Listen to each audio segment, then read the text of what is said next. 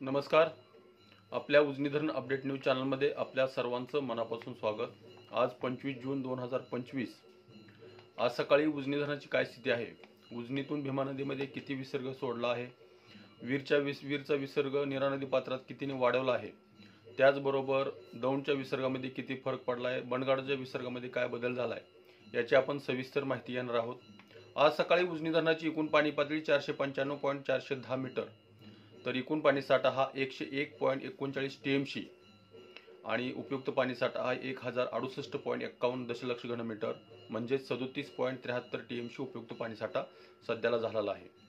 टक्केवारी बघितली तर गेल्या 3-4 दिवसांमध्ये उजनी धरणाची टक्केवारी खालावत चाललेली दिसते, कारण सध्याला पाणी सोडण्याचं प्रमाण वाढलेलं आहे. सध्याला उजनी धरण 70.43% आलेलं आहे आणि भीमा नदी पात्रात उजनी धरणातून 50,000 क्युसेकचा विसर्ग चालू केला आहे. रात्री 9 वाजता या विसर्गामध्ये वाढ करून 40,000वरून 50,000 करण्यात आला आहे. सध्याला 50,000 डायरेक्ट भीमा नदी पात्रात आणि 1600 क्युसेकचं पॉवर हाऊस वीज निर्मिती असं मिळून 51,600 क्युसेकचा विसर्ग भीमेत उजनीतून सोडला जातोय. आणि त्याचबरोबर वीर धरणातून नीरा नदी पात्रात जवळपास 24,160 क्युसेकचा विसर्ग रात्री 9 वाजता सोडण्यात आलेला आहे. तो आपल्या नीरा नरसिंगपर्यंत पोहोचायला कदाचित आणखी 12 तास लागतील. सध्याला भीमा नदीचं उजनी धरणाचं भीमा नदीत पाणी असल्यामुळे नीरा नरसिंगपूर येथे सध्याला 52,324 क्युसेकचा विसर्ग सध्याला तयार झालाय आणि संध्याकाळपर्यंत नीरा नदीचं पाणी त्यात मिसळल्यानंतर त्या विसर्गामध्ये वाढ होण्याची शक्यता आहे. आणि सध्याला दौंडचा विसर्ग जो आतापर्यंत कमी होत गेला होता त्यामध्ये मोठ्या प्रमाणात वाढ होऊ लागली आहे.